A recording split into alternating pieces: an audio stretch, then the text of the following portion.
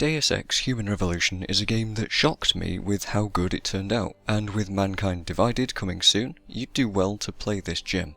It's set in 2027, just as human augmentation technology begins to enter mainstream life.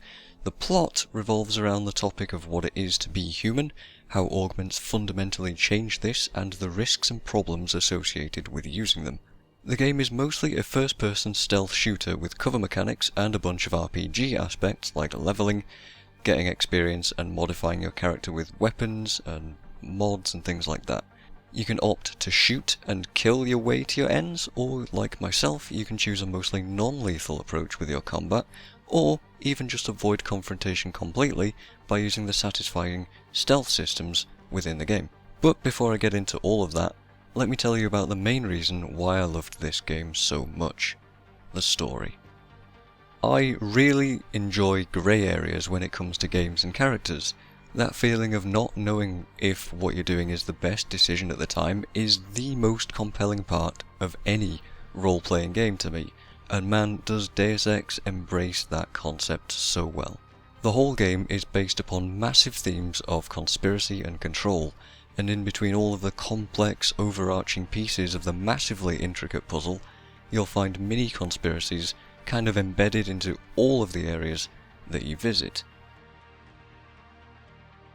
So while you're wandering around trying to figure out answers to your current situation, you'll be finding absolutely tons of information about inter-office issues, corrupt companies, drug dealers, thieves, and some incredibly sinister goings-on as the game progresses. And while a lot of this info is essentially fluff, you'll often find that seemingly insignificant tidbits can become genuinely compelling as time passes. It's a massive part of why the world feels so cohesive, and I love it.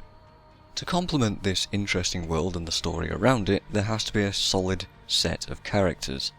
While I didn't like all of them, the main characters in the game are all unique enough that they stand out. They present their views believably, and that adds a lot to the overall feeling that Deus Ex presents. I think my favourites would have to be Frida Malik and probably Frank Pritchard, for their honest feeling interactions with Jensen. Well, if it isn't Mahatma Gandhi himself, come to honor us all with his life-preserving presence. If this is about the typhoon, I'll get to it in a minute. Now, Pritchard. I didn't risk my neck to have you lose it in a pile of CPUs and scuzzy adapters. Well, look at you, using the big words. Sarif comes in quite close as a mostly likeable guy, with Taggart and a couple of others filling the roles of bad guys, yet still presenting compelling arguments for their causes. The great thing about all of these people though is that they all have their own agendas, and they'll be constantly trying to push them and influence you as the player as well as Adam. The conversations you have with these major characters were always something I looked forward to find out new information, new situations, and to finally get a chance to confront them on more sensitive topics. Take Sarif for example. It's pretty obvious that he doesn't always tell you everything, and that he has an ultimate goal in mind, but it'll take some doing to find out exactly what he's hiding. I wanted people to see that research. Megan was on the brink of something historic. Something that would have catapulted this company to the top of the Fortune 500. And it's satisfying to win in these social battles. Basically, it's gonna take quite a bit of digging to find out what exactly everybody's motivations are. There's a lot of topics and ideas involved in the story. Humanity front, augmentation technology and the risks it presents to society, what it means to even be human, the VersaLife company and the stranglehold they have on the distribution of and reliance on neuropazine, which is the drug required to keep the body from rejecting augments. There are just so many themes and things to talk about when it comes to how detailed the world of Deus Ex actually is, that I haven't even begun to scratch the surface with what I just went over. I also haven't mentioned augmentations themselves. If you're just looking to get a meaningful upgrade system to play with, then this is a good one.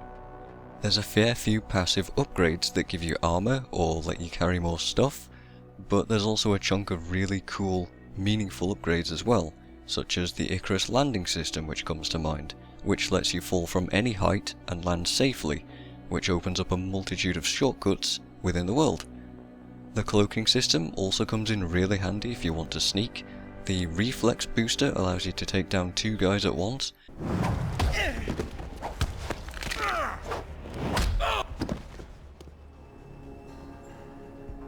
The Typhoon lets you unleash a 360-degree defense system.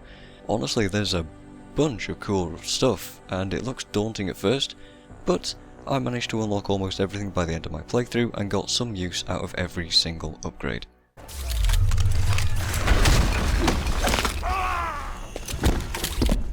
The choices you make with these upgrades will impact your exploration of the areas, and these areas just ooze style in every single way. Detroit really does feel like a future version of itself. The Sarif building feels really familiar after a while. Jensen's apartment has this subtle feeling of home about it. It's relaxing, yet has this air of melancholy that reflects just how he feels about everything.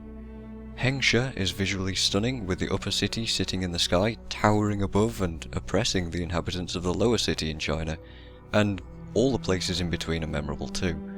I can't possibly show everything here, but if you're an explorer like myself, then I guarantee you'll be finding cool stuff around every single corner. I feel like I could probably gush about Deus Ex for a very long time, and yes, I am choosing to ignore the weaker areas of the game like the boss fights and the huge imbalance of stealth versus combat, but I do feel like they just don't hurt the gameplay enough for me.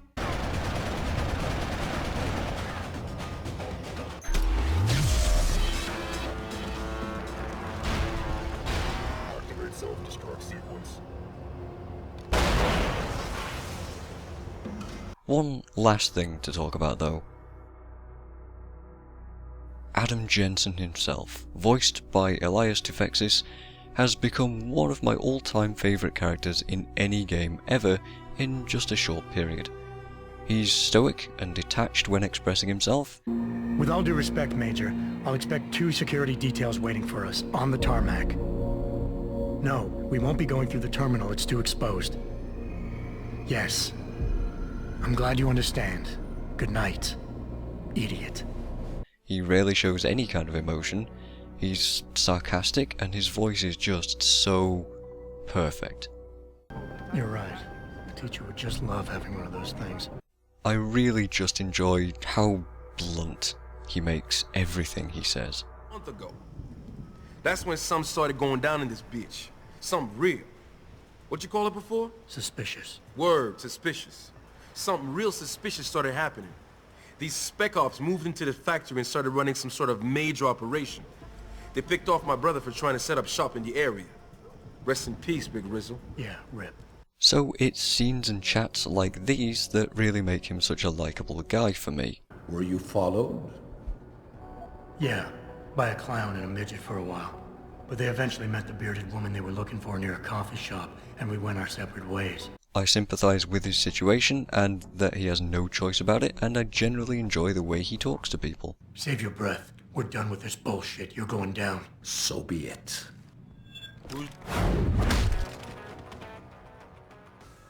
Deus Ex Human Revolution is not just a game, but also a fantastic experience, and I highly recommend it.